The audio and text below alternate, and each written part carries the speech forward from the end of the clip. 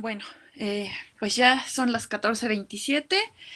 Espero que haya sido suficiente tiempo de descanso y vamos a dar paso a la siguiente presentación, que es una ponencia conjunta eh, intitulada Los europeos y el Extremo Oriente en la Edad Media, diálogos a partir de la literatura mendicante, y está a cargo del doctor José Miguel de Torovial, quien se doctoró en Historia por la Universidad de Poitiers, Francia, es académico en la Universidad Católica de la Santísima Concepción en Chile, es miembro de la Sociedad Chilena de Estudios Medievales y, bueno, es especialista en cronística altomedieval, historia intelectual medieval y en la representación del espacio en la Edad Media.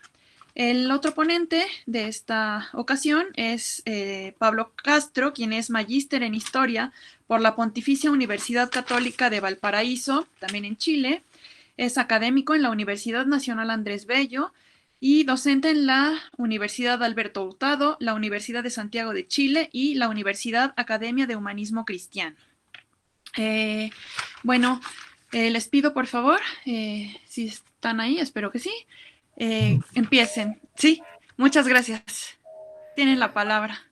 Estamos. Muchas gracias a todos los presentes, especialmente a los organizadores, Diego y Ana Clara, por brindarnos el espacio para participar en este encuentro de la red y, como ya se ha dicho repetidas veces, en circunstancias adversas, con lo cual es aún más valioso. Vamos a ir hablando alternadamente entre los dos. La presente ponencia se enmarca dentro de un proyecto que tiene por objetivo principal analizar las ciudades orientales, tal como fueron concebidas por los intelectuales mendicantes de mediados del siglo XIV. Esto significa una generación posterior a los grandes viajes al Extremo Oriente. Es decir, son intelectuales que no salieron de Europa, pero que conocieron los relatos de esos viajes. Para ello hemos seleccionado un espectro de intelectuales franciscanos y dominicos de Italia, el Imperio Alemán, la Corte de Aviñón y Francia, ubicados entre 1320 y 1355. Por ejemplo, Paulino de Venecia, Enrique de Herford, Juan de Winterthur y otros. Pero lo que vamos a presentar aquí representa el punto de partida, en cuanto analizaremos la ciudad oriental presentada en los relatos de viajeros, y por lo tanto en un marco más amplio que el que atañe el proyecto propiamente tal, porque hablaremos de viajeros laicos y religiosos, el proyecto se centra solo en los religiosos, y que viajaron al Extremo Oriente en los siglos XIII y XV. Pretendemos abrir diálogos en torno a los viajes europeos y sus percepciones del mundo oriental. Los viajes significan apertura y encuentro, en los cuales se articulan desplazamientos que reflejan una ruptura con el mundo cotidiano y permiten establecer encuentros con otros espacios, gentes y realidades sociales y culturales. Contrariamente a lo que puede pensarse, Ana García nos recuerda que en la Edad Media los caminos estaban llenos de viajeros. Estos recorren diversos lugares, tales como bosques, campos, desiertos, islas, mares y ciudades, de los cuales se construyen representaciones en torno a la funcionalidad del espacio, sus características geográficas e históricas, la estética del paisaje natural o urbano y las relaciones simbólicas e imaginarias. De esto nos resulta de interés revisar el caso de las ciudades como núcleos urbanos y espacios de concentración política, económica y social, lo que queda registrado por diversos visitantes. En este sentido podemos establecer algunas interrogantes que guían la propuesta. ¿Qué representaciones construyen los viajeros europeos sobre el Extremo Oriente? ¿Qué mirada específica poseen sobre las ciudades? ¿Proyectan elementos de la ciudad occidental en Oriente? ¿O se busca articular una diferencia entre estas? ¿Los viajeros construyen un imaginario homogéneo de las ciudades orientales? ¿O se distingue una voluntad de particularidad entre estas ciudades y sus culturas? ¿Cuáles son las principales características de estas descripciones realizadas por viajeros laicos y religiosos? En esta ocasión hemos considerado un corpus de viajeros europeos, religiosos y laicos, como ya dije, con la finalidad de articular una mirada más amplia sobre el fenómeno de la percepción de la ciudad y la representación de la otredad. Particularmente, en esta exposición nos detendremos en el caso de viajeros laicos, reales o imaginarios, tales como Marco Polo Juan de Mandeville, Ruy González de Clavijo y Pero Tafur. Y entre los viajeros religiosos se han tomado en cuenta los relatos de Juan de Biancarpino, Guillermo de Rubruck, Odorico de Pordenone y Juan de Marignoli. Y también han contribuido al presente análisis las cartas de los primeros obispos establecidos en el Imperio Mongol, a saber Juan de Montecorvino, Peregrino de Castelo y Andrés de Perugia, así como el tratado anónimo de Statu Conditione ad Regimine Magni Canis, elaborado con información tomada directamente de los viajeros. Siguiendo la lógica propuesta por el antropólogo Francis Affergan, consideramos que los viajeros europeos construyen representaciones de la otredad a partir de dos elementos: sus propias ciudades, por una parte, y el imaginario oriental heredado de la antigüedad, por otra. De esta manera, la ciudad asiática concentra un carácter exótico, nuevo y maravilloso. Los viajeros articulan descripciones materiales e inmateriales de la ciudad, dando cuenta de sus formas físicas, edificios, murallas y caminos, al igual que las gentes que habitan el espacio, considerando sus formas de organización, costumbres, vida material y expresiones culturales. En perspectiva de estos viajeros, predomina el interés de resaltar los aspectos económicos de la ciudad, industrias, bienes y objetos de intercambio, como también precisar las estructuras de poder y las formas de vida de los pueblos descritos. Los frailes, además, destacan la presencia de iglesias cristianas y las manifestaciones religiosas de las comunidades orientales. Ahora dejo con ustedes a Pablo Castro. Muchas gracias, José Miguel. Bueno, primero que todo también dar muy buenas tardes y espero que se encuentren todos muy bien en este contexto actual en el cual estamos. Voy a continuar con la presentación dando cuenta de dos aspectos centrales que son, por un lado, lo que es el estado del arte, muy sucinto, muy breve para este contexto de presentación, pero ya luego entrar directamente en lo que son los viajeros medievales laicos, que son los que por un lado estaba refiriendo José Miguel. Entonces, para ello voy a proceder también a leer parte de la ponencia. Si nos aproximamos a los estudios de las representaciones de los viajeros medievales sobre las ciudades de Oriente, podríamos notar que existen algunos trabajos que abocan una mirada amplia a la relación del espacio y la otredad. Resulta importante, en este caso, mencionar los trabajos de Paul Suntor, Rolf Everens, Thierry Dutour, Kate Lilly, Victoria Begelin Argimon, Christian Delaz y Kim Phillips, quienes articulan diversas miradas a las ciudades tanto europeas como a su vez orientales, examinando ya sea en este caso dimensiones políticas, culturales y simbólicas. De esto podemos apreciar que la ciudad oriental se concibe a partir de nociones de grandeza, belleza y exuberancia. La ciudad proyecta calificativos hiperbólicos que buscan exaltar su poder y riqueza, así como también su carácter maravilloso, exótico y diferente. La ciudad de Oriente expresa un espejo, en el cual habita la otredad. Mediante esta relación de alteridad, el viajero europeo distingue las formas de vida y los códigos socioculturales de los otros pueblos, los cuales contrasta para definir su propia identidad. Con todo, Oriente refleja el horizonte onírico, empleando en este caso la expresión de Jacques Le Goff, con la cual el exotismo y la admiración fascinan a quienes viajan o escuchan historias de estas tierras lejanas. Al mismo tiempo, en la consideración de los franciscanos y dominicos, dos familias religiosas nacidas en el seno de la ciudad medieval y, por tanto, ajenas al ideal monástico del aislamiento, las ciudades orientales se presentan como un gigantesco campo del apostolado, es decir, como un espacio valioso en sí mismo y que debe ser redimido. Ahora bien, si revisamos, y aquí ya entramos directamente en lo que va a ser el caso de los libros de viaje medievales, particularmente en el caso de los laicos, podremos comprender las diversas construcciones culturales, mentales y simbólicas que se van forjando por parte de estos viajeros. En el libro Las Maravillas del Mundo, ya escrita hacia 1298-1299 por Marco Polo, mercader veneciano, se anotan diversas ciudades desde Asia Menor hasta el Extremo Oriente.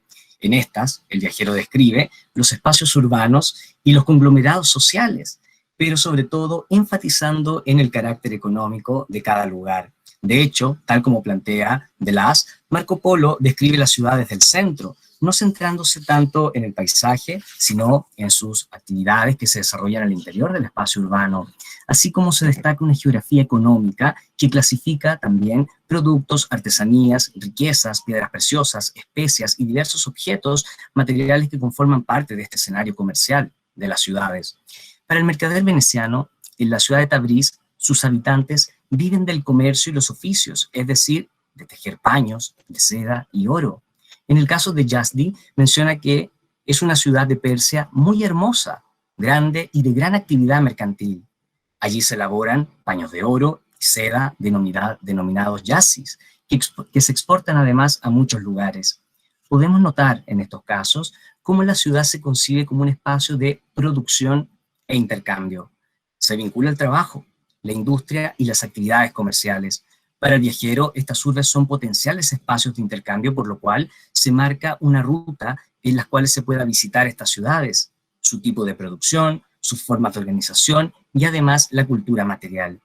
La ciudad queda definida por sus habitantes, sus prácticas, sus riquezas, y sin ir más lejos, esto último de hecho plantea una serie de calificativos, los cuales van a aducir que la ciudad pueden ser bellas, pueden ser ricas, nobles y también buenas, lo que se encuentra en directa concordancia con los comportamientos sociales y actividades económicas de estas distintas ciudades que conforman parte de la percepción.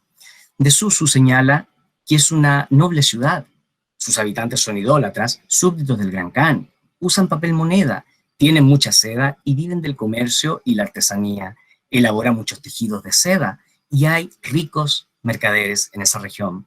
Asimismo, De Jining nos dice que es grande, hermosa y con gran actividad comercial y artesanal. El viajero aplica diversos adjetivos a las urbes con la finalidad de resaltar el poder y la riqueza de estas, donde predomina el comercio, la artesanía y la producción de bienes que generan ganancias y provechos en los mercaderes. Respecto a las formas de las ciudades, Marco Polo entrega diversas descripciones de los edificios y también los tamaños que llegan a tener estas. De Susu menciona, es tan grande que tiene un perímetro de 60 millas y vive en ella tanta gente que es imposible contarla. En esta ciudad hay unos 6.000 puentes de piedra, por debajo de los cuales podrían pasar una o dos galeras. Incluso, de Hansu señala que tiene un perímetro de 100 millas y cuenta con 12.000 puentes de piedra. Bajo el arco de la mayoría de ellos podría pasar un gran barco y bajo los otros uno de mediano tamaño. De la misma ciudad nos añade que está rodeada de hermosos edificios y casas de bella factura, pertenecientes a la nobleza. Y en medio de un lago hay dos islas, cada una de las cuales cuenta con un hermoso y rico palacio, tan bien construido que parece el de un emperador. En la narrativa de Marco Polo se hiperboliza el espacio, en cuanto las urbes son grandes, inmensas, con gran cantidad de millas en su perímetro, miles de puentes y tanta gente que no se puede contar. La intención es presentar ciudades enormes, como expresión de riqueza y poder en los reinos orientales. A su vez, podríamos decir que se proyecta un sentido de belleza, fastuosidad, tanto en los edificios, casas, palacios y puentes, dando cuenta de construcciones bien realizadas y que, en otros casos, cuentan además con la presencia de oro, perlas, joyas, como manifestación de la abundante riqueza que los europeos proyectan de Oriente. Si sumamos a esto el caso del libro de las maravillas del mundo, escrito en 1356 y 1357 por John Mandeville, este escritor inglés narra diversas ciudades orientales que describe de forma maravillosa y sorprendente.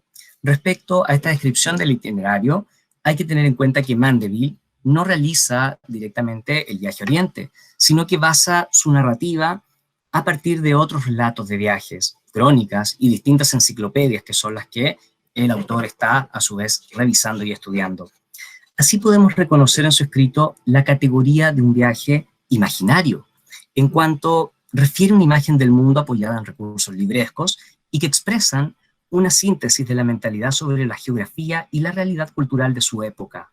Para Ladero Quesada, su narración concentra diversas anécdotas, leyendas y datos más o menos históricos, pero tenidos, por cierto, en aquel tiempo, donde predominan elementos maravillosos, extraños y monstruosos del imaginario de Oriente. Mandeville conserva varios aspectos referidos a Marco Polo, en la medida que las ciudades proyectan un carácter noble, bello y grande. A esto se suma la presencia de lo sagrado, lo mítico y lo maravilloso, lo cual inunda el relato, y de lo cual en algunas ciudades se concentran entonces estos elementos fabulosos. De aquí que ya podamos entrar en un concepto que es clave en Mandeville, que es la maravilla. Y particularmente esta maravilla se está definiendo en torno al asombro, lo extraordinario y lo sobrenatural, aquello que irrumpe y genera gran sorpresa en el viajero, estableciendo una ruptura con el mundo cotidiano. Un ejemplo, en el caso de la ciudad de Polumbe, Mandeville nos dice, cito, «En la linde del bosque está la ciudad de Polumbe, al pie de la montaña del mismo nombre. En los estribos de esa montaña brota un manantial maravilloso, cuyas abundantes aguas saben y huelen a toda suerte de especias, y cambian de olor y de sabor a cada hora. Quien beba de esa agua en ayunas 3 veces, sanará de cualquier enfermedad que tenga. Los que allí viven y suelen beber de ella jamás han conocido la enfermedad y siempre parecen jóvenes. Yo mismo la he probado 3 o 4 veces y creo que desde entonces estoy mejor. Algunos la llaman la fuente de la eterna juventud, porque quien bebe de ella a menudo siempre parece joven y no conoce la enfermedad. Está la virtud de esa fuente maravillosa que dicen que viene del paraíso terrenal». Fin de la cita. La presencia de lo maravilloso refleja la admiración sobre los eventos, en este caso, inusuales. El escritor menciona lo agradable del manantial, de aguas que rejuvenecen el cuerpo y quitan de toda enfermedad. La ciudad de Polumbe adquiere un carácter diferente, en cuanto concentra una fuente virtuosa, que además se señala proviene del paraíso terrenal, de modo que las aguas poseen una fuerza superior y sagrada. La maravilla conforma parte de lo aceptado por Dios, por lo cual corresponde a elementos extraordinarios que la divinidad ha permitido que existan en la realidad. Para Claude Kepler, las maravillas generan admiración, sorpresa, gusto por lo nuevo y lo extraordinario, articulando un placer por lo exótico y las novedades de las tierras lejanas. Así, la diferencia provoca la maravilla, generando la sensación de recorrer un nuevo mundo. El uso de esta retórica, entonces, de lo maravilloso en la ciudad, tiene como objetivo resaltar el carácter exótico, distinto del mundo oriental, en cuanto expresa lo desconocido y se relacionan a eventos que generan una ruptura con lo cotidiano. El uso de lo maravilloso también lo podemos apreciar en la obra de Mandeville a través de diversos casos referidos también a elementos monstruosos y prodigiosos. Nos dice de la región de Nakameran lo siguiente: sus habitantes, hombres y mujeres, tienen todos cabeza de perro, y de ahí que se les llame sinocéfalos. Incluso en la ciudad de Hamchai dice que viven una suerte de gentes cuyo cuerpo ofrece una buena apariencia. Se parecen más o menos a nosotros, no así del cuello, que tienen tan largo como el de una grulla. En estos casos, los habitantes de estas ciudades son diferentes al europeo, en cuanto reflejan a la otredad exótica y que además se presentan de forma monstruosa. El imaginario de la otredad oriental se aleja del orden civilizado, que busca proyectar el viajero europeo. El otro conforma parte de los márgenes, los rincones extraños, desconocidos, propensos a prácticas que a su vez pecaminosas y alejadas, diríamos, de la fe cristiana y los usos civiles. En el caso de otro texto, que sería la Embajada a Tamorlán, ya escrito hacia 1403 y 1412 por el diplomático castellano Ruy González de Clavijo, podemos notar que hay un cambio referente al tipo de percepción de la ciudad que se está construyendo en torno a este tema. González de Clavijo va a referirse a la ciudad de una manera más realista, objetiva y cercana. Si bien se encuentran presentes la serie de calificativos, en este caso que aluden a que las ciudades son fermosas, grandes y bien pobladas, también se refleja un mayor detalle en la descripción de estas. Ejemplificamos con el caso de Kix. Nos dice: la ciudad estaba en un llano, que por todas partes de ella le pasan muchos arroyos e acequias e agua, y había muchas huertas e casas alrededor de ella. Cerca de ella era todo llano, en que parecían muchas aldeas y tierra muy poblada, de muchas aguas y prados. Era muy fermosa de verano. Y esta ciudad era cercada de un muro de tierra, y había cavas muy fondas, y las puertas y puentes levantadizas. Y de esta ciudad de Quix era natural el señor Tamurbeque, y de aquí fue su padre. En esta ciudad había edificios de casas y mezquitas. Señaladamente había una gran mezquita que el Tamurbeque mandó hacer, que aún no era acabada. Fin de la cita.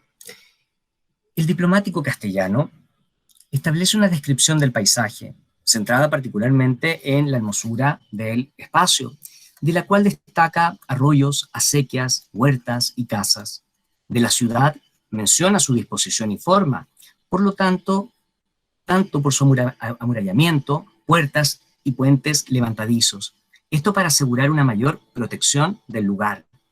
La descripción de Clavijo sigue una estructura objetiva, en cuanto busca dar cuenta de elementos que componen el espacio urbano, así como también de las construcciones que se encuentran en proceso, como la Gran Mezquita, que por ejemplo aún no se encuentra finalizada.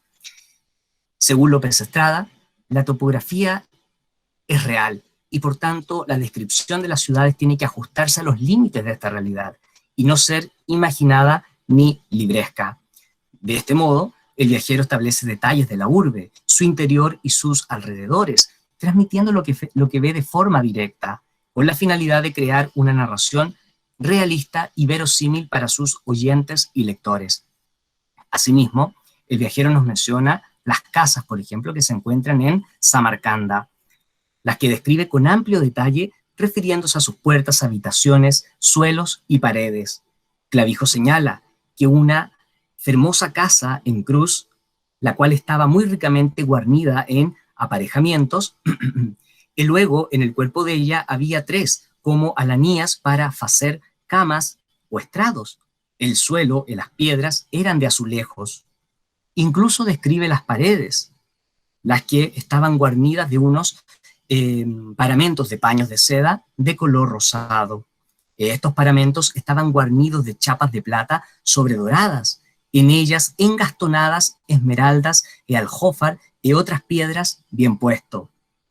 En estos pasajes podemos apreciar la riqueza referida al espacio oriental, tanto por las joyas, piedras preciosas, paños de seda, lo cual además proyecta la imagen de un lugar refinado.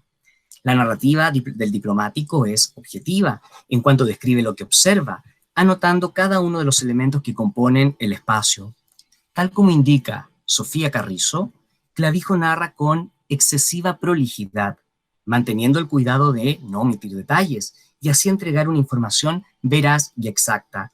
En este sentido, el viajero no quiere transmitir falsedades ni exagerar su fundamento, sino que como testigo directo de lo que vislumbra, transmite detalladamente los objetos que observa en el suelo y las paredes de la casa, que además, en su juicio estético, están bien dispuestas con sus ornamentos. Finalmente, ya vemos un último caso que es de Pero Tafur, un viajero, en este caso sevillano, que va a escribir las andanzas y viajes hacia el año 1454 y de la cual describe muchas ciudades europeas y orientales. El viajero describe, en este caso, su viaje como un aventurero y caballero, narrando elementos asombrosos, exóticos y diferentes de las ciudades lejanas. La narrativa de Tafur se basa en la comparación de ciudades hispanas con las regiones que observa, describiendo características de las urbes, gentes y sus formas de vida. Para Francisco López Estrada, Tafur además realiza todo un esfuerzo de síntesis descriptiva, precisando los alrededores geográficos, amurallamientos, casas, plazas y también toda una arquitectura urbana.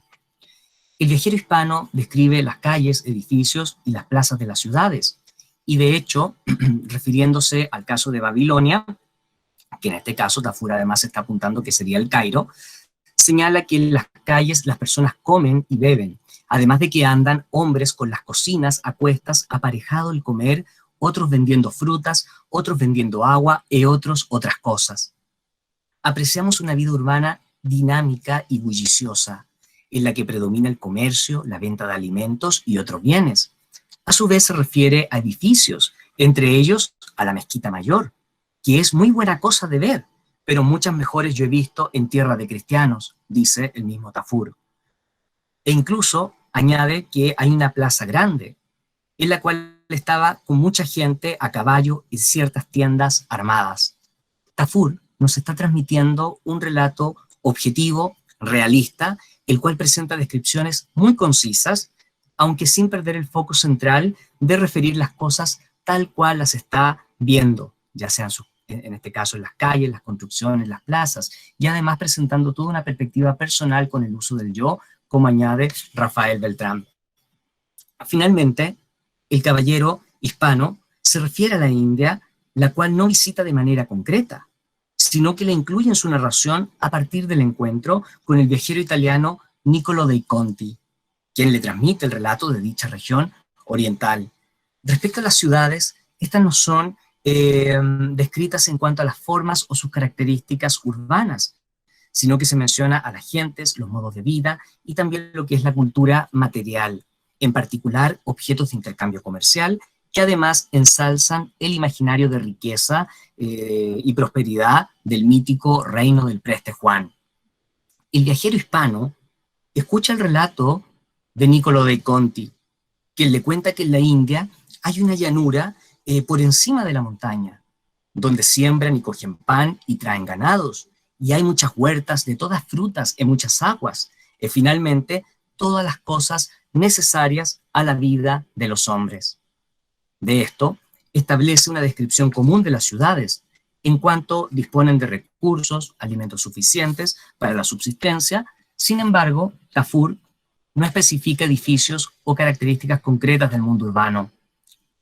De otras regiones, nos menciona, por ejemplo, el caso de Ceilán, posiblemente aludiendo a Ceilán, aunque esta es descrita como una montaña y no como una isla. De este lugar se refiere a los productos exóticos, como el cinamono, la canela, y las frutas que parecen calabazas grandes y redondas. Así como también cangrejos, por ejemplo, que se convertían en piedras, gente que comía carne humana, y diversas cosas que él llama extrañas y maravillosas. Incluso de la India señala que Niccolo dei Conti vio un elefante muy grande, blanco como nieve, al igual que un asno de cuantos colores se podían decir, y muchos unicornios y muchas animalias que sería largo describir. En todo este conjunto de referencias, Tafur aprecia un imaginario de Oriente, el cual oscila entre lo salvaje y lo maravilloso.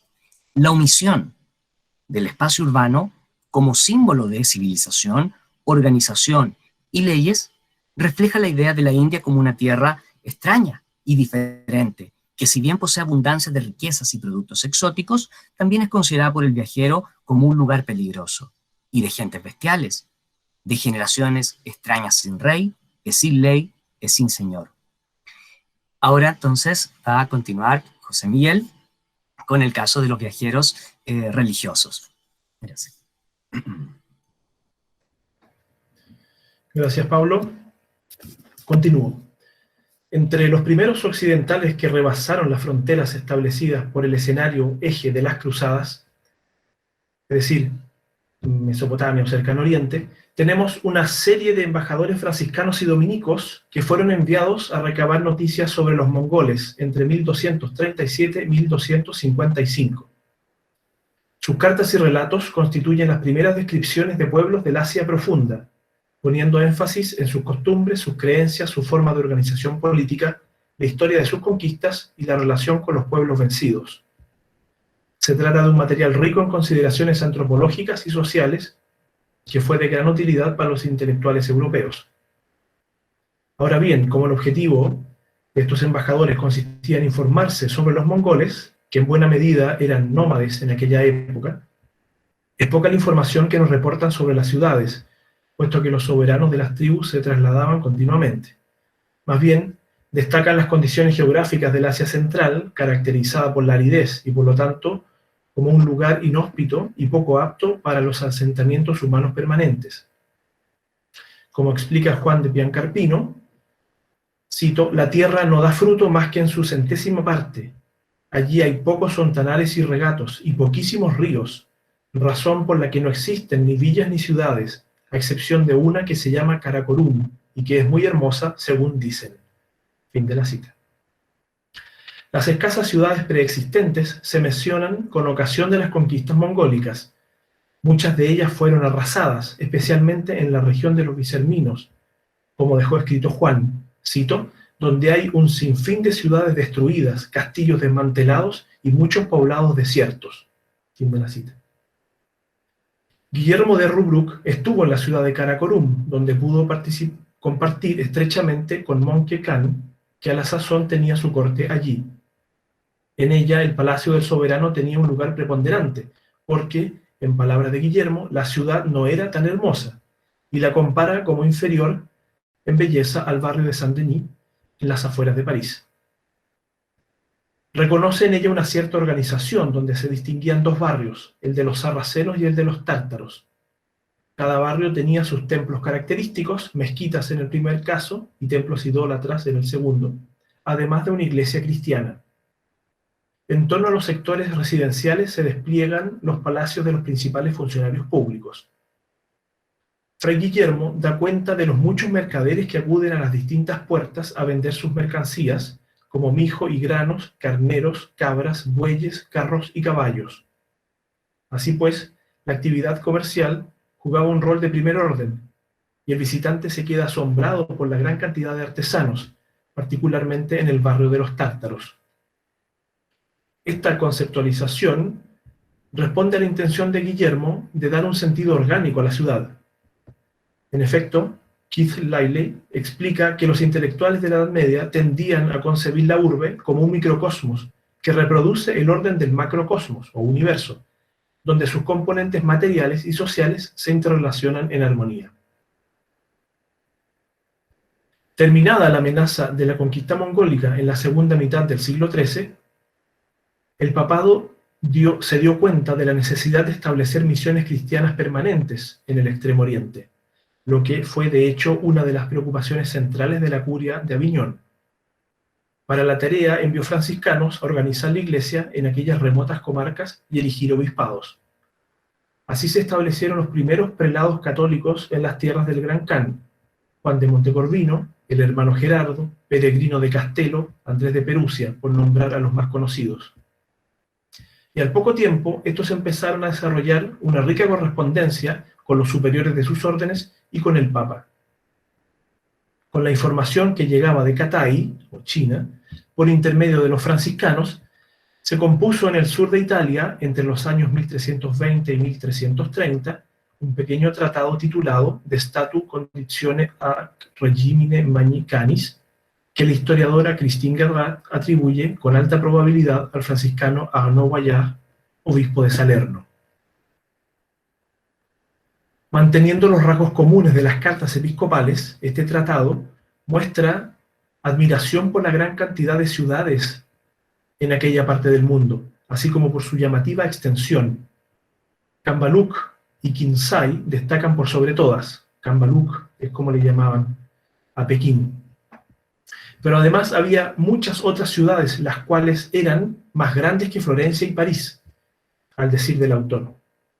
Todas ellas tenían muchos hombres armados, mercaderes y bienes.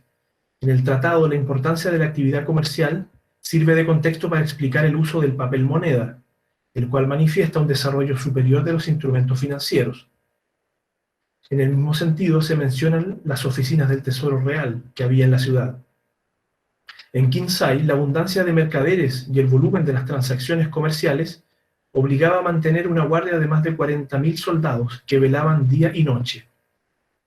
En resumidas cuentas, el autor se muestra asombrado por el desarrollo urbano del imperio del Gran Khan, donde tiene un papel primordial la actividad económica, sobre todo contrastándolo con las ciudades del occidente europeo. También le impresiona la capacidad de construir sobre las aguas de los ríos, lo que hacía que las ciudades fuesen de alguna manera entidades dinámicas, puesto que una familia podía trasladar su casa completa desde una ciudad a otra que se encontrara en el mismo río. Al mismo tiempo, este era un recurso muy práctico para los mercaderes, que así transportaban la mercancía en su propia casa sin necesidad de pagar flete o transporte.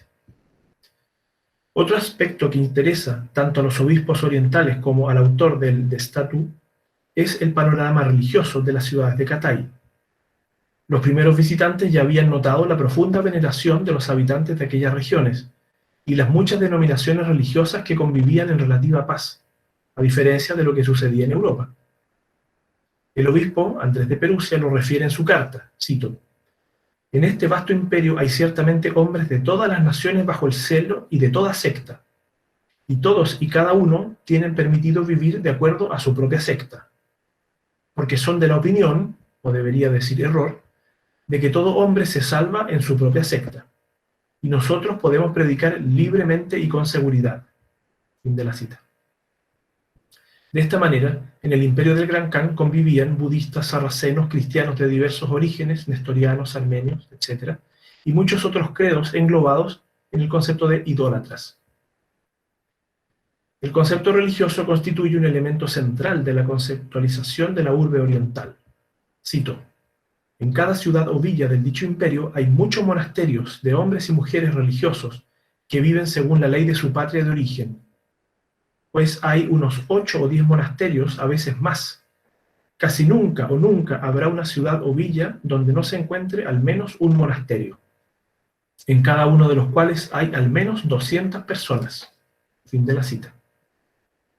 Lo anterior era motivo de elogio, ciertamente, por parte de los misioneros, los cuales encontraban muchas veces que los religiosos orientales vivían más estrictamente que ellos mismos. El Extremo Oriente era, pues, un terreno fértil para la propagación de la fe cristiana. Establecidos los obispos católicos en Oriente, las necesidades pastorales expresadas en sus cartas hicieron que los pontífices enviaran nuevos religiosos periódicamente. De ellos destacan dos, los franciscanos Odorico de Pordenone y Juan de Marignoli, por cuanto protagonizaron largos periplos que los llevaron a recorrer el Asia Central, India y Catay. En sus narraciones vuelve a aparecer la hiperbolización del espacio como recurso narrativo constante, así como un gusto empalagoso por las maravillas, lo que revela la influencia de la obra de Marco Polo, sin duda, que es algo que destaca la historiadora Kim Phillips, cómo con la obra de Marco Polo se produce un cambio en la visión del Extremo Oriente muy profundo.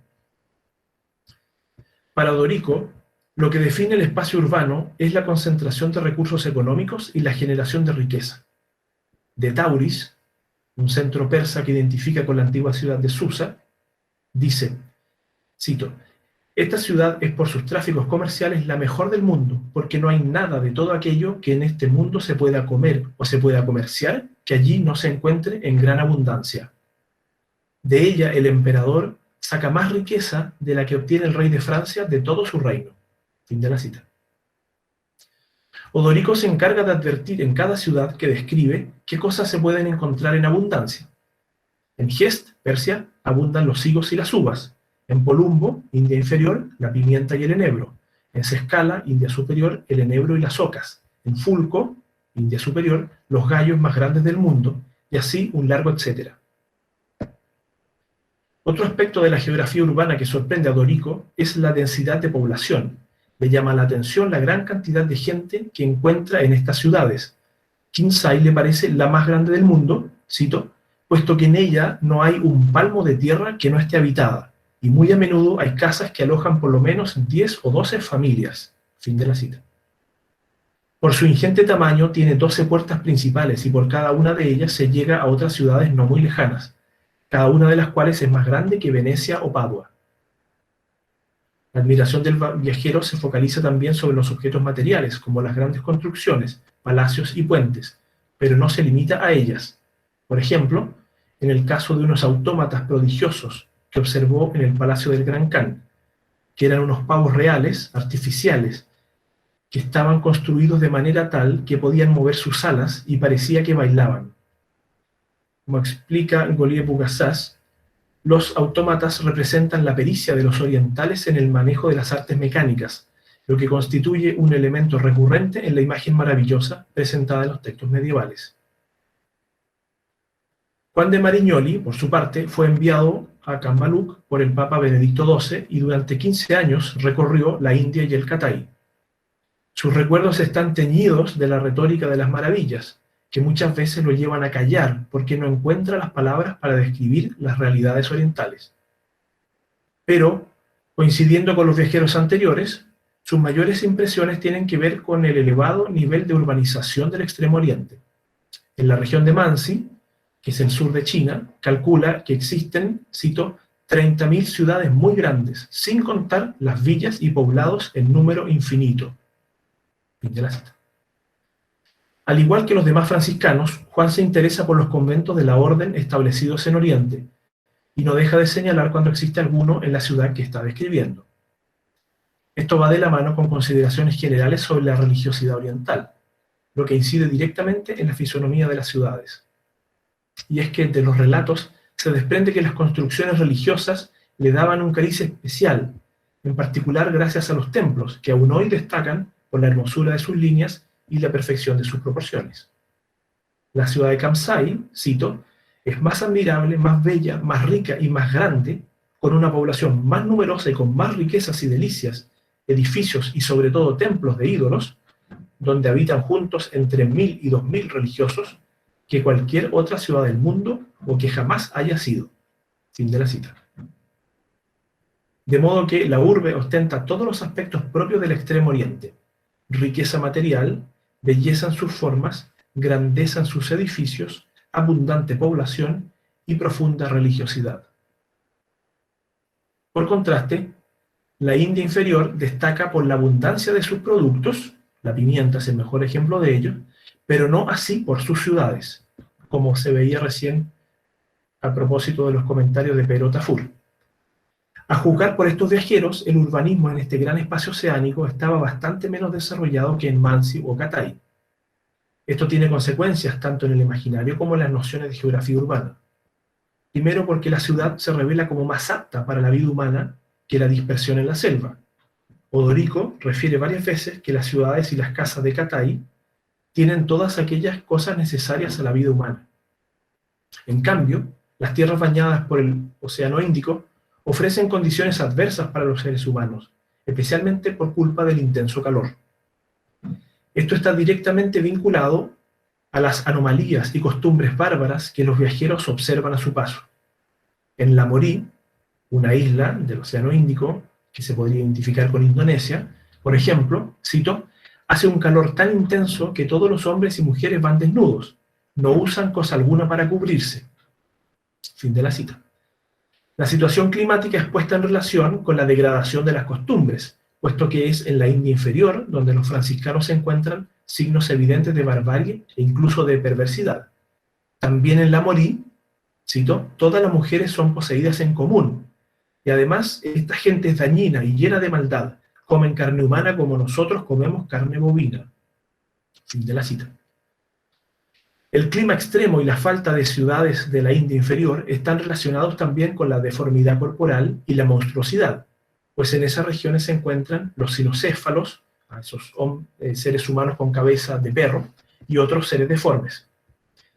No obstante, Juan de Marignoli rechaza la existencia de las razas monstruosas, sino que prefiere hablar de errores de la naturaleza, como puede nacer un ser deforme también en Europa, aunque dice allá es un fenómeno que ocurre con más frecuencia. En resumidas cuentas, la situación remota de esos lugares, su lejanía de la civilización convencional, y en este caso además se añade el factor de la ausencia de ciudades, lo hace proclive a la generación de maravillas que desafían la comprensión de la naturaleza humana. Adelante, Pablo. Muy bien, muchas gracias, José Miguel. Entonces, bueno, dada la presentación ya de estos aspectos de los viajeros, tanto laicos como también religiosos, ahora vamos a referir lo que son algunas consideraciones finales que hemos, de alguna manera, ya extraído a partir de esta presentación.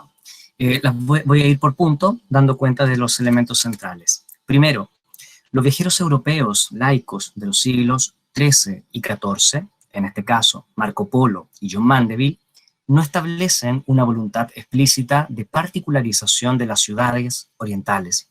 De este modo, las ciudades son hiperbolizadas, las que reflejan un imaginario de hermosura, exuberancia, grandeza y maravilla. Segundo, los viajeros laicos del siglo XV, en este caso Clavijo y Tafur, entregan descripciones detalladas y minuciosas de las ciudades que recorren del Mediterráneo oriental y de Asia central, con una mirada más objetiva y realista, y en ambos casos los viajeros también evitan caer en exageraciones y particularizan las ciudades, describiendo edificios, sus interiores, al igual que las calles, plazas, monumentos y la vida cotidiana de la gente. Tercero, la descripción de las ciudades por los viajeros considera su contexto y realidad cultural, con lo cual estiman y enfatizan ciertos elementos de las urbes. La ciudad oriental es comparada constantemente con la realidad de las ciudades europeas, tanto en sus formas, tamaños y características. La mentalidad comercial y burguesa influye en apreciar las ciudades de sus riquezas e industrias. Asimismo, la consolidación de las ciudades en Europa anima el interés de comprender las formas de las ciudades orientales, al igual que sus gentes, prácticas y modos de vida. Esto último responde a la idea de que la ciudad no solo se define por su construcción urbana, sino que se centra en los habitantes, sus formas de organización, estructuras políticas, vida económica, social y cultural. Cuarto, en el caso de los viajeros religiosos, estos describen las ciudades a partir de sus formas políticas, económicas y religiosas. Estos viajeros, por ejemplo, Juan de Piancarpín o Guillermo de Rubruck, describen las tierras del Gran Khan como un espacio árido y de escasas ciudades. Por otro lado, Juan de Montecorvino y Andrés de Perusia describen las ciudades de China, las que se encuentran grandes y sorprendentes. En varios casos se destaca el espacio hiperbolizado, ya sea con sus construcciones y gran cantidad de población. Esto último comprendiendo el sentido misional del viaje, en el cual se proyectan como potenciales grupos de personas que pueden ser evangelizados. Quinto y penúltimo, para los viajeros religiosos se aprecia una proyección estética centrada en la belleza de las ciudades, admirables y hermosas, las que generan un agrado de ver. En el caso de la India inferior, las ciudades van disminuyendo como espacios urbanos, y estas se describen a partir de la riqueza material, por lo cual se aprecia un urbanismo menos desarrollado que en China. Finalmente, viajeros como Dorico, de Pordenón y Juan de Marignoli enfatizan en la retórica de lo maravilloso, como parte del exotismo en estos espacios y las construcciones fabulosas de Oriente. Por último, sexto, en definitiva, los viajeros laicos y religiosos poseen varios puntos en común respecto a sus descripciones, tanto en los elementos urbanos, las poblaciones y las estructuras políticas, económicas y sociales. Ahora bien, cada viajero busca enfatizar la ciudad a partir de la intencionalidad de su recorrido, ya sea por motivos comerciales, diplomáticos, culturales o religiosos, con lo que cada espacio adquiere matices relativos al contexto de los viandantes. En el caso de los religiosos, se hace evidente el afán de evangelización y la descripción de expresiones religiosas en los pueblos que mencionan, aunque no por ello dejan fuera la mención de aspectos materiales ostentosos y fabulosos de Asia. La maravilla y el exotismo predominan tanto para viajeros laicos y religiosos, quienes se dejan seducir por la diferencia, y en suma, esta ciudad oriental va a constituir un espejo para el viajero europeo, en la cual define, representa y juzga a la otredad, conociendo sus rasgos, estructuras políticas y formas sociales, que pueden constituir información valiosa para la expansión occidental y sus intereses en Oriente. Muchas gracias.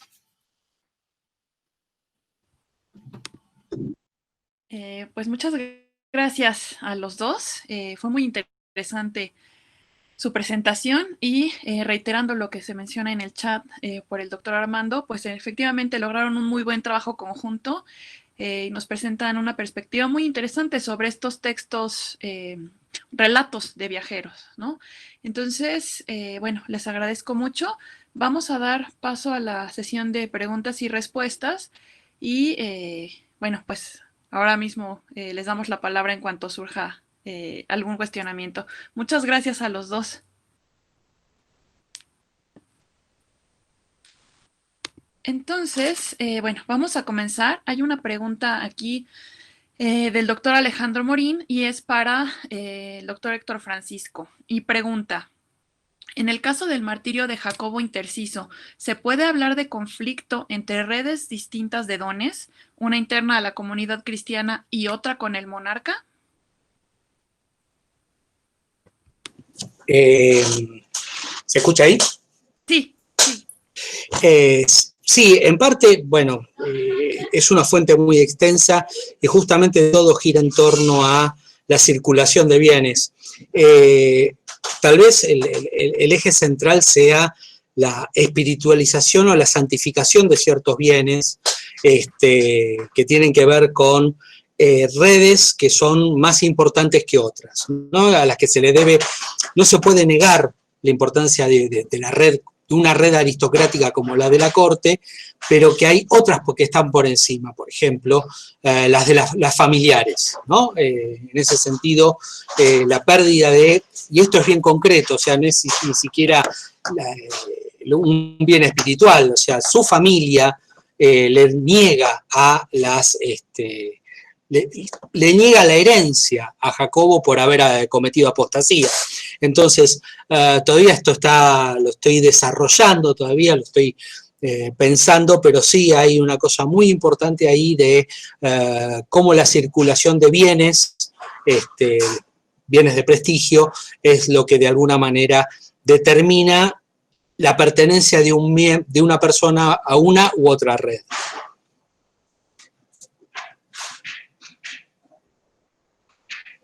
Muy bien, muchas gracias. Bueno, aprovechando la pregunta que había hecho el doctor Alejandro Morín, la doctora María Filomena propone otra cuestión que también introduce a la doctora Claudia Bobo y al doctor Renato Viana Boy. Y ella dice que sí, bueno, alargando el problema a las comunicaciones de ambos, parece posible interpretar esta circulación de modelos, discursos, desde un punto de vista político, entrelazado con redes de poder y menos a concepciones teológicas que la historiografía suele reducir a un plano formalista y doctrinal. Por favor. ¿Quién quiera primero? No sé. Bom, posso primeiro então? Agradeço a pergunta da professora Filomena. Me parece que sim, esses modelos de discurso, modelos e discursos de um ponto de vista doutrinário, apenas doutrinário ou apenas teológico, como a historiografia, né, às vezes faz essa abordagem, me parece perder aquilo que essa construção desse discurso e desse modelo tem de mais impressionante, de mais interessante, de mais rico para as análises. O fato de que esses modelos são construídos por homens, não por divindades, né? E esses homens estão imbuídos, estão imersos em redes de disputa pelo espaço da autoridade e do poder e pela manutenção desses espaços e de autoridade de poder também. Então, me parece que desvincular essa construção de argumentos e de discursos apenas para o campo teológico, perde aquilo que ele tem de mais rico no campo das análises, que é o sincretismo. E não só do sincretismo da religião cristã com elementos pré-cristãos, mas principalmente analisá-lo dentro de um campo de elaboração, de construção e de reavaliação que não se desvincula em momento algum dessas redes de disputa, de negociação pelo exercício da autoridade nesses primeiros séculos da Idade Média, em especial para o caso de Constantinopla. Então, definitivamente, tirar esses modelos desse campo de circulação das redes de autoridade tira dele aquilo que ele tem de mais encantador na sua análise, que são essas disputas pela construção desses modelos narrativos e discursivos.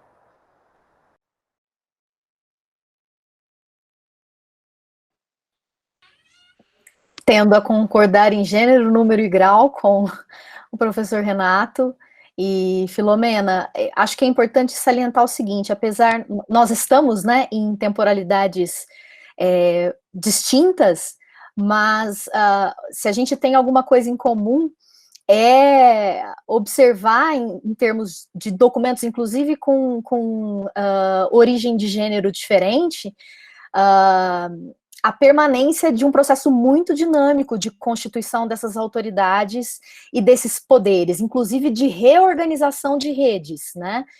De redes de influência, de redes de solidariedade, a partir dessa circulação de documentos, e no caso epistolar, um exercício importante de comunicação que normalmente é para estabelecer aliança, ou seja, um vínculo de suporte, não necessariamente um vínculo de conflito, né?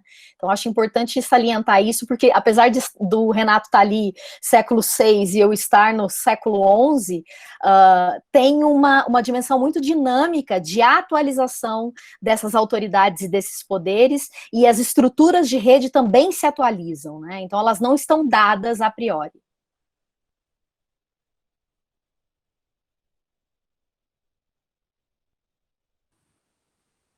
Muchas gracias.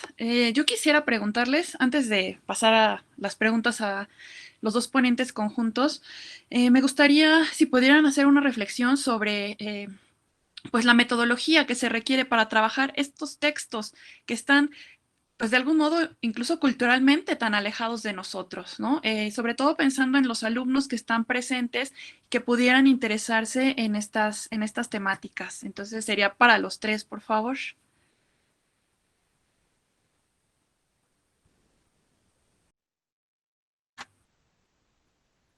¿Quién se anima? Yo hablo, ¿ok? ¿Héctor? No, Claudia, te cedo el honor. Después sigo yo. Gracias.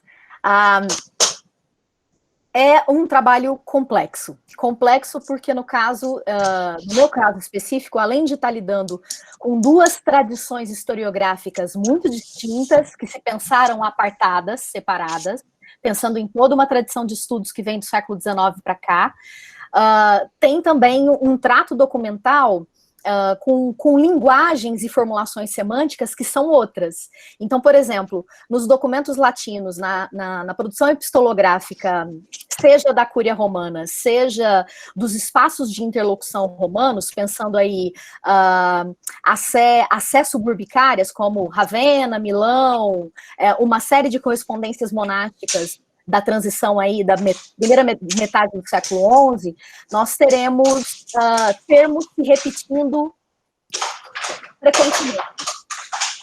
Renovácio, disciplina, então uma busca por estruturar um campo de diálogo em termos muito... Ai, acho que tá um barulho. Pronto. Alguém estava com o microfone aberto. E, por exemplo, na documentação grega, a terminologia é outra. Não é os mesmos termos que aparecem, né? Então, usando um pouco das prerrogativas do que seria uma semântica histórica, tem todo um exercício, que eu acho que aí é importante, de mapear quantificadamente o aparecimento dos termos, ao que eles correspondem, mas também de mapear em outro tipo de documentação, sobretudo em crônicas, como esses personagens são descritos. E normalmente nas crônicas, as crônicas são póstumas, raramente elas são coetâneas à escrita epistolar desses personagens, então já tem ali uma leitura memorialística do evento.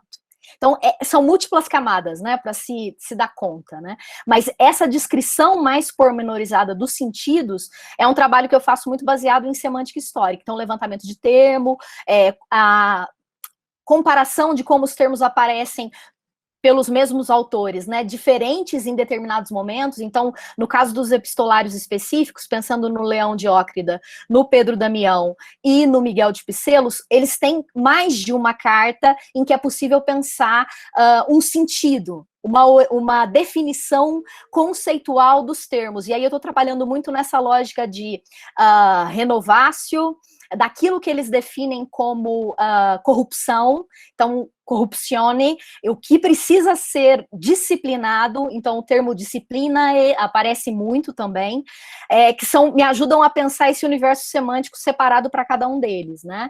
E aí, no caso dos documentos gregos, os termos já são de outra ordem. Então, você não vê uma incursão, por exemplo, de terminológica como correspondentes para referência latina de reformare ou reformatio ou renovatio, que são termos comuns ali na segunda metade do século XI. Então, é um trabalho de garimpo para depois também ser um trabalho de construção de sentido, né? E isso tudo alinhado com uma leitura e uma presença desses personagens numa memória cronística que vem depois, sobretudo.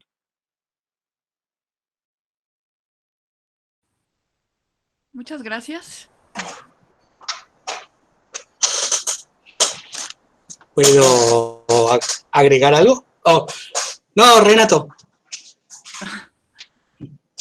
Por favor, Héctor. Bueno, gracias.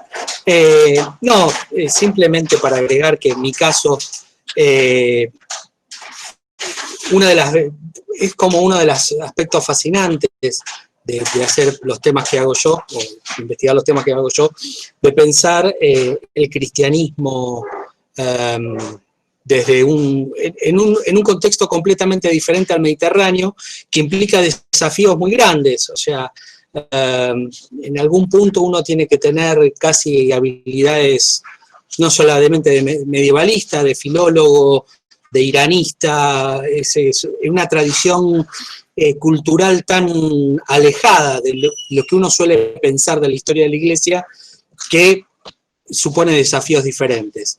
Eso por un lado, ¿no? Ahí José y Pablo hablaban de las ciudades de Asia Central o del Extremo Oriente pobladas por tradiciones cristianas, que los primeros viajeros latinos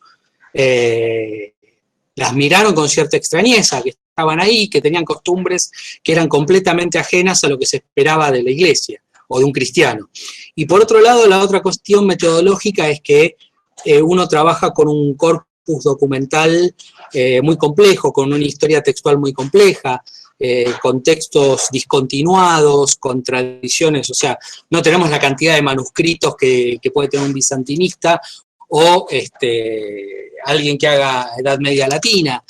Incluso los avatares de la política del siglo XX han determinado que muchos de los manuscritos sobre los que se han hecho las primeras ediciones hoy se hayan perdido, o sea que dependemos de ediciones.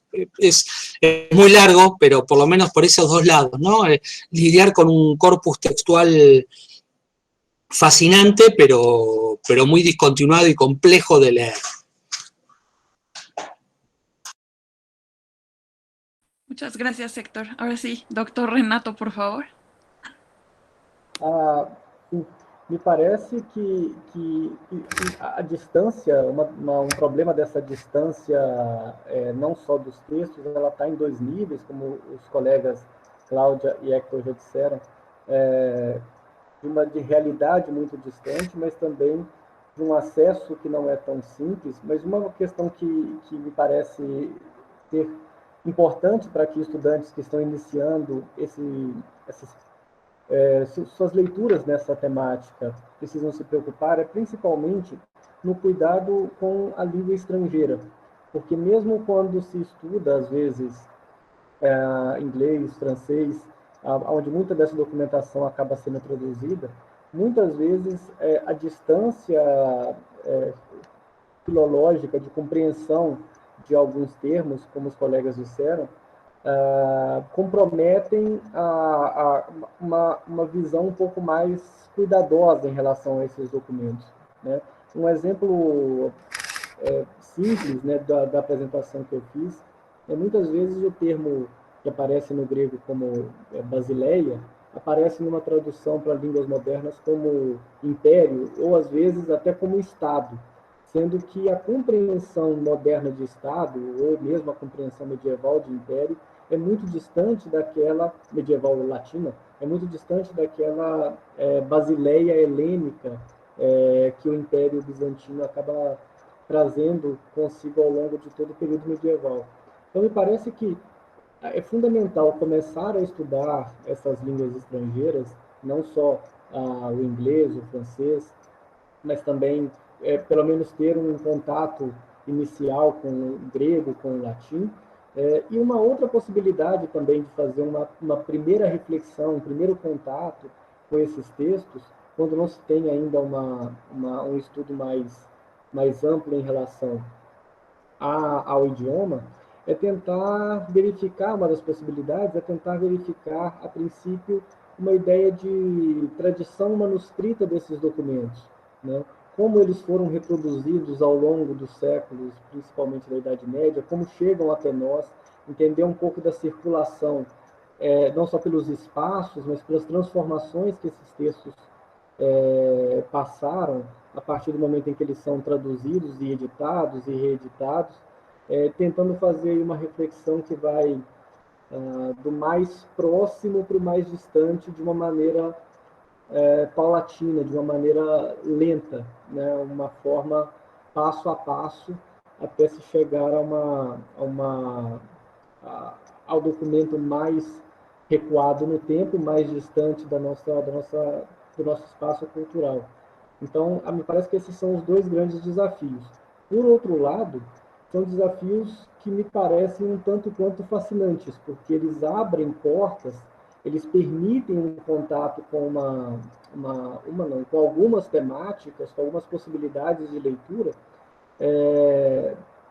que são verdadeiros campos a serem ainda destampados, ainda a serem vislumbrados, mesmo quando ele já tem uma historiografia tradicional, europeia principalmente, quando a gente lança o nosso olhar, né, latino-americano e um tanto quanto distanciado das relações de cunho nacionalista que muitas dessas historiografias acabam carregando, a gente lança um olhar que não é nem melhor nem pior, mas a diferença que é lançada sobre essas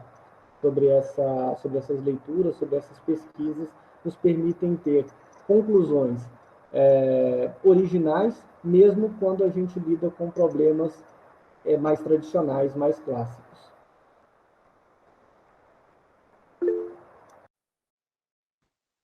Muchas gracias a los tres. Pues sí, es un panorama algo complicado y de muchos retos, pero sin duda muy satisfactorio, ¿no? Entonces, pues invitamos a todos a seguir su camino, tendrán sus recompensas, ¿cierto?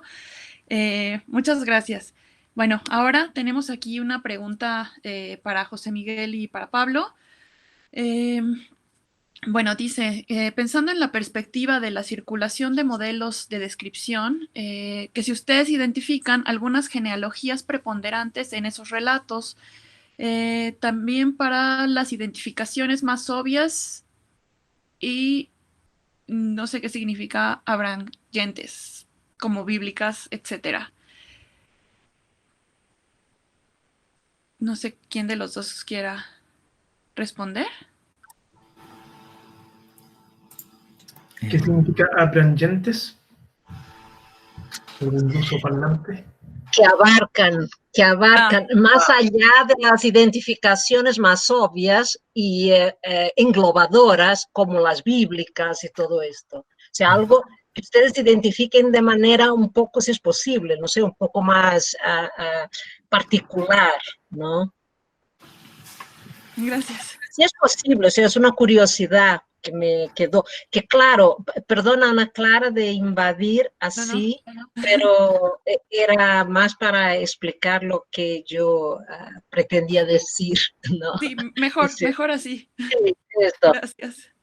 José Miguel, ¿te parece? ¿Doy algunas líneas? ¿Luego vas complementando? Bueno. Perfecto. Muy bien.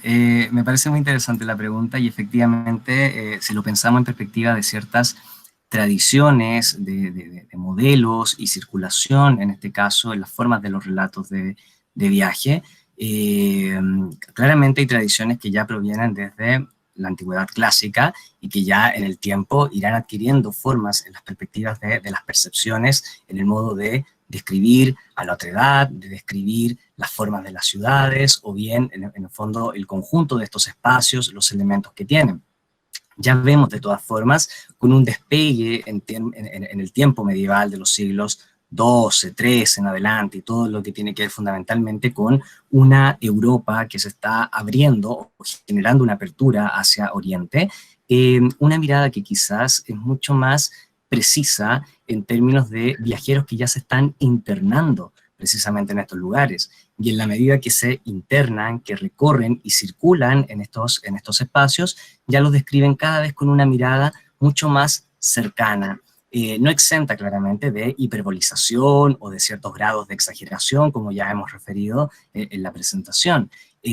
Predominan, de todas formas, algunas miradas concretas, el viaje o el relato de Marco Polo. El relato Marco Polo, que por lo demás va a tener una alta difusión en todo este tiempo, va a permitir de alguna manera crear líneas de las cuales ya luego un viajero como Odorico de Pordenón, o un escritor, un viajero ficticio, o sea, en este caso imaginario, como John Mandeville, van a tomar su relato como base, y las formas, diríamos, de descripción de lo que es este otro espacio, este otro lugar. De todas maneras, hay lecturas, hay revisiones, en los mismos relatos de cruzada podemos apreciar también ciertas lecturas de viajeros o peregrinos anteriores que también están recibiendo una influencia para describir el Medio Oriente, o inclusive Pero Tafur, si bien no nos explicita, por ejemplo, a qué relatos puntuales se está leyendo, de su pluma podemos extraer que es una persona culta y que ha revisado algunos materiales, o que ha revisado también ciertos textos que le permiten ir abordando maravillas, o le permiten ir describiendo la naturaleza, el paisaje, cierta noción estética incluso del espacio que percibe. No sé, José Miguel, si tú aprecias tal vez algún otro punto también de tu parte. No, creo que está bastante completa la explicación, ¿eh? El punto aquí es Marco Polo, que rompe con la tradición clásica, especialmente en lo que se refiere al mundo chino, porque los griegos evidentemente no conocieron ese espacio, y los modelos de descripción que legaron se aplican a la India, y se siguen replicando, a modelos que remontan a Heródoto, Megástenes, y después pasan al mundo romano, con Plinio y otros, pero eso aplica siempre a India. Y China realmente genera su primer modelo con Marco Polo, y que es el que está basado en las ciudades, y que se impone como, como una estructura narrativa que está presente en prácticamente todos los relatos de viajes o itinerarias de ahí en adelante. Y que sirve además para estructurar el viaje completo, ¿eh? Que va pasando de ciudad en ciudad como si fueran etapas. Pero lo que dice Pablo está muy completo. Bueno, muchas gracias a los dos por su respuesta. Tenemos una pregunta más para la doctora Claudia Bobo, de parte de Vinicius Vieira. Él comenta que es estudiante de teología y que él siempre observa una tensión entre política y teología en lo que se refiere, pues, al gran cisma. Entonces, él pregunta que si, en su opinión, es posible entender el cisma como algo intrínsecamente político, o más bien se amalgama lo político y lo teológico.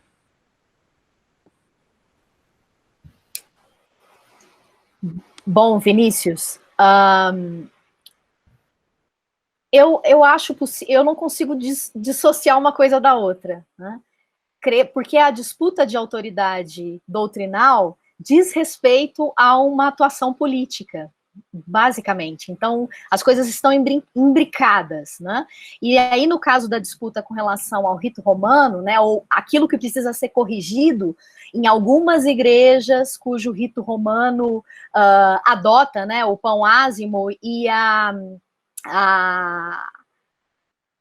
prática de guarda do jejum no sábado da quaresma, que é o tema que aparece com maior discussão, ele aparece também naquilo que seria o cisma de Fócio, na transição ali do ano 1000. Então, esses debates, eles são reocupados, ou eles reocupam o espaço, acho que de maneira significativa, né? Podemos pensar aí do espaço tardo-antigo, que o Renato se debruça, por exemplo, até essa meiuca aí dos séculos XI e XII, onde de fato, e aí isso já é uma leitura historiográfica, eu não vou atribuir a minha responsabilidade de dizer que é isso, né? Onde os autores estabelecem, de fato, uma perspectiva simbólica de uma separação, e não uma separação definitiva dessas práticas do que seria um cristianismo grego de um cristianismo latino, tá? Até porque dentro do espaço latino ainda há disputas de muitos cristianismos, assim como dentro do espaço grego.